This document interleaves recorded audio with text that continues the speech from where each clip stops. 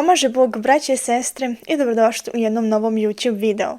Moje ime je Hadži Teodora i u današnjem videu želim da pričam o tome zašto ja ne slavim Novu godinu.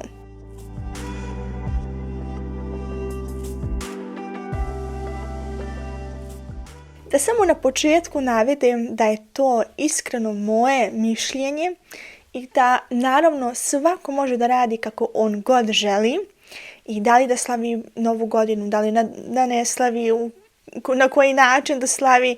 Na to me apsolutno ništa ne zanima, niti želim da bilo koga napadnem ako neko slavi Novu godinu, nego želim da jednostavno ispričam iz svog ugla zašto ga ja ne slavim. Tako da i tražim i od vas, kao što ja poštujem vaše mišljenje kada slavite Novu godinu, tako i vi ispoštujte i moje mišljenje zašto je ne slavim. Počet ću naravno od početka, kao od malena mi sad nismo slavili nešto pretjerano Novu godinu. Bilo je to uvijek to da smo kupovali rakete i da smo predveče, pogotovo kad je onda bilo 0:0, izašli napolje i pucali rakete, pucali petarde i to ono bilo za mene uvijek zanimljivo. Sada da smo mi sad nešto pretjerano slavili nismo, niti smo gledali te neke programe kao što naš narod gleda po televiziji, te neke novogodišnje programe i to nismo gledali. I tako dok sam onda starija i starija bila i eto dok sve više i više ulaziš u vjeru, onda skontaš da Nova godina, prvo šta to predstavlja? Ne predstavlja ništa. Ok, dolaziš u Novu godinu, umjesto 2024. ću reći 2025. Ali da li će se sad nešto pretjerano promijeniti? Neće. Jedino će se promijeniti da smo jednostavno stariji. Ono što sam ja za sebe shvatila, ja nikad nisam bila taj tip koji voli da izlazi i koji jednostavno sa društvom ili prijateljicama, nebitno, ide u izlaske, slaviti Novu godinu, opijati se, sređivati se i tako dalje. Samim time to je odmah direktno otpalo i niti me to sad nešto privlači da bi sad ikada mogla na Novu godinu da idem u neku diskoteku ili nešto da gledam neki koncert. Ne.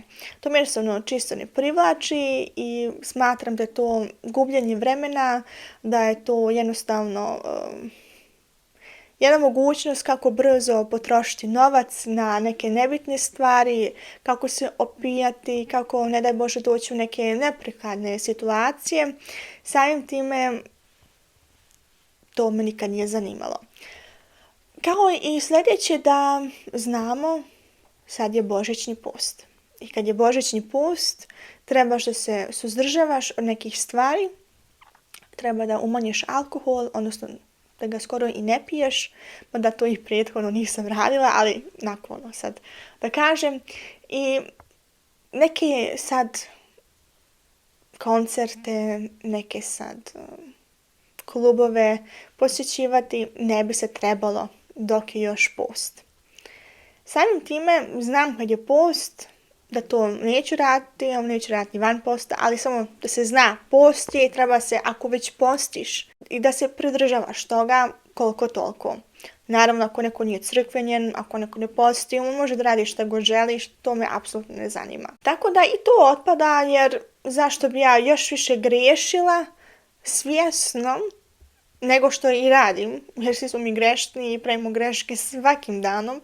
I zašto onda svjesno, kad znaš da je post, da ideš u klubove, da ideš slaviti Novu godinu, da izlaziš na trg u tvom gradu, da proslaviš Novu godinu, da se opijaš, ne daj Bože da dođe do nekih situacija i tako dalje. Svjesno. To mi jednostavno ne treba, zbog toga niti ću slaviti Novu godinu, niti mi je žao što je nisam dosad slavila kao što sad slavi omladina u mojim godinama. Ostalo naravno ono što mi radimo, pošto eto, ja volim sa svojom porodicom da provedim dosta vremena i jedan član od moje porodice ima rođendan 1.1.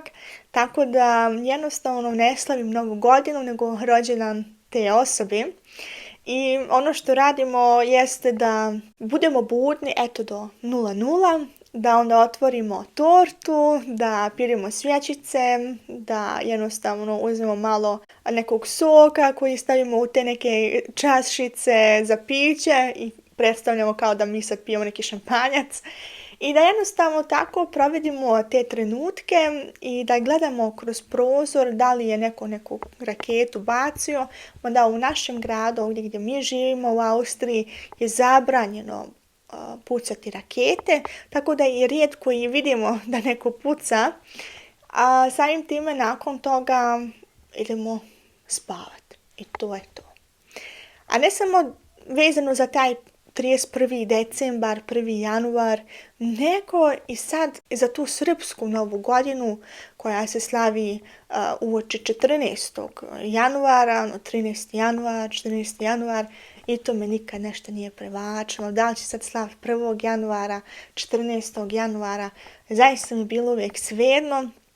Niti sam taj tip, ja sad imam ciljeve za neku sljedeću godinu, da ovo, da ono. Naravno, kao dijete se to često radio, razmišljao si da želim da sad iduće godine to i to uspijem, mada sad mi je to jednostavno toliko svejedno, niti gledam na takve stvari i mislim da je to više neko suvjerje koje je sad zapadna civilizacija, navešću tako, uvela da ti moraš da sebi namjestiš neki plan što želiš da dostigneš u toku te godine i kada prođu nekoliko dana, nekoliko sedmica, ti zaboraviš šta si ti napisao i opet živiš tim životom kao što živio pre.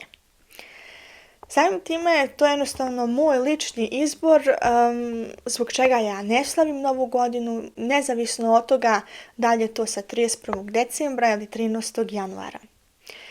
Tako da znam da sam jedan izuzetak, da sam možda jedan mali broj koji također ne slavi Novu godinu, sad u tom klasičnom stilu kao što sad svi nas radimo u našoj okolini, u našem društvu, ali meni to nije bitno, meni to ne predstavlja ništa. Fino je, ok, sad pišeš 2025, ali to je godina kao godina.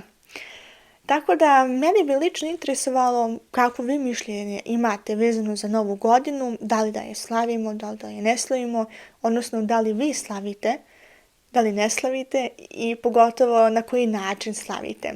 Napišite mi to dolje u komentarima, a mi se vidimo u sljedećem videu. Zbogom, amin.